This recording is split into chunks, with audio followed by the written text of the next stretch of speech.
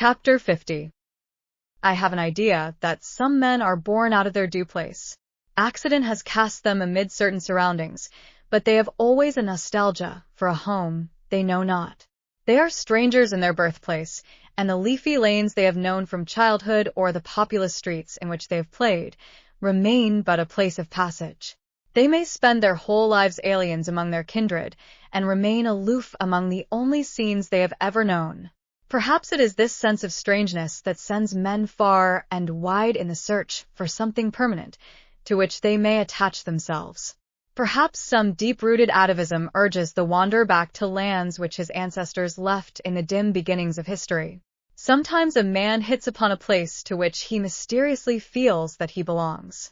Here is the home he sought, and he will settle amid scenes that he has never seen before, among men he has never known, as though they were familiar to him from his birth. Here at last he finds rest. I told Tyre the story of a man I had known at St. Thomas Hospital. He was a Jew named Abraham, a blond, rather stout young man, shy and very unassuming, but he had remarkable gifts. He entered the hospital with a scholarship, and during the 5 years of the curriculum gained every prize that was open to him. He was made house physician and house surgeon. His brilliance was allowed by all. Finally, he was elected to a position on the staff, and his career was assured. So far as human things can be predicted, it was certain that he would rise to the greatest heights of his profession. Honors and wealth awaited him. Before he entered upon his new duties, he wished to take a holiday, and, having no private means, he went as surgeon on a tramp steamer to the Levant.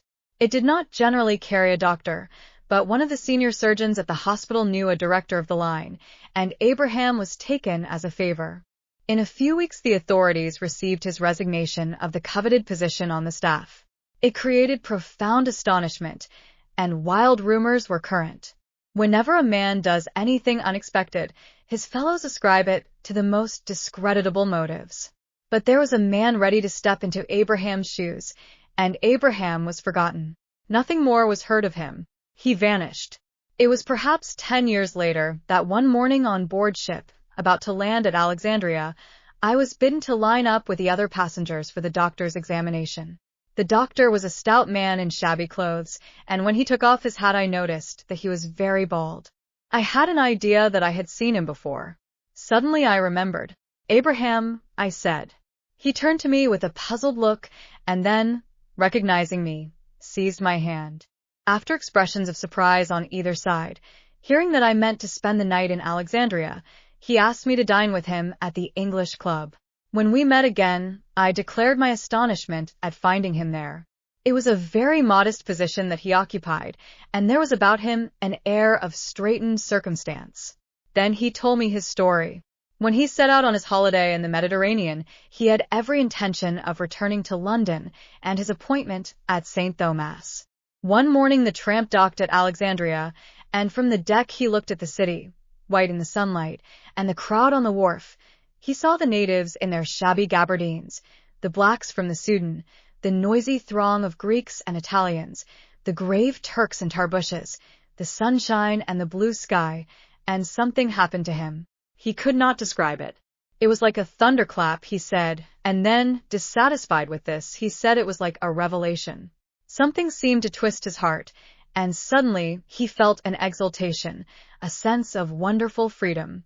He felt himself at home, and he made up his mind there and then, in a minute, that he would live the rest of his life in Alexandria. He had no great difficulty in leaving the ship, and in 24 hours, with all his belongings, he was on shore. The captain must have thought you as mad as a hatter, I smiled. I didn't care what anybody thought. It wasn't I that acted, but something stronger within me. I thought I would go to a little Greek hotel while I looked about, and I felt I knew where to find one. And, I walked straight there, and when I saw it, I recognized it at once. Had you been to Alexandria before? No. I'd never been out of England in my life.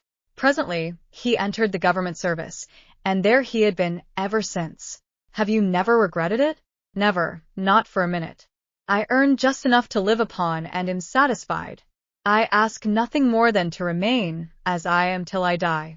I've had a wonderful life. I left Alexandria next day, and I forgot about Abraham till a little while ago, when I was dining with another old friend in the profession, Alec Carmichael, who was in England on short leave.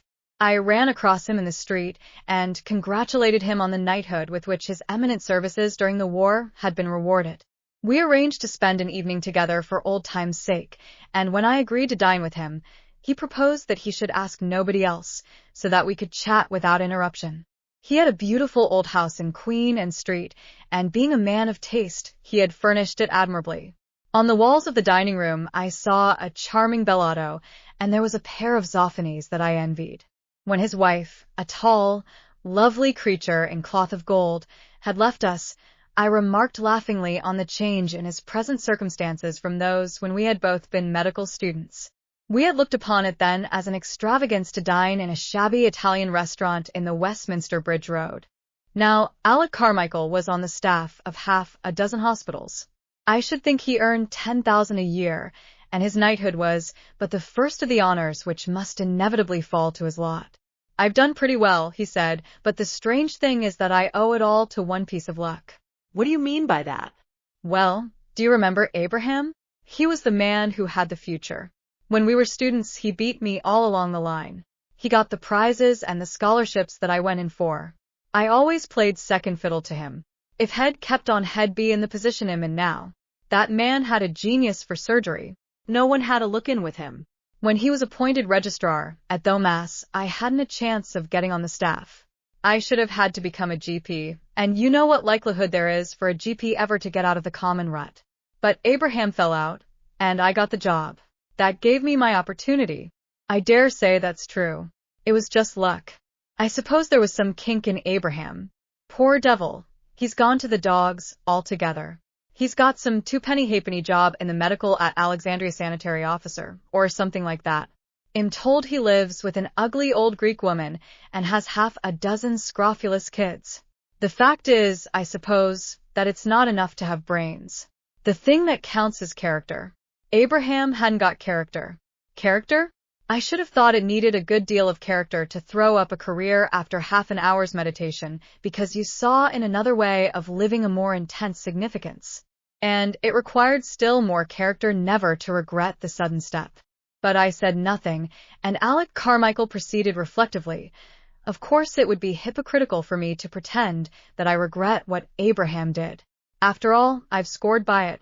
He puffed luxuriously at the long Corona he was smoking. But if I weren't personally concerned, I should be sorry at the waste. It seems a rotten thing that a man should make such a hash of life. I wondered if Abraham really had made a hash of life.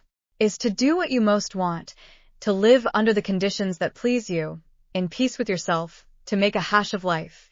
And is it success to be an eminent surgeon with 10,000 a year and a beautiful wife? I suppose it depends on what meaning you attach to life, the claim which you acknowledge to society, and the claim of the individual. But again, I held my tongue, for who am I to argue with a knight?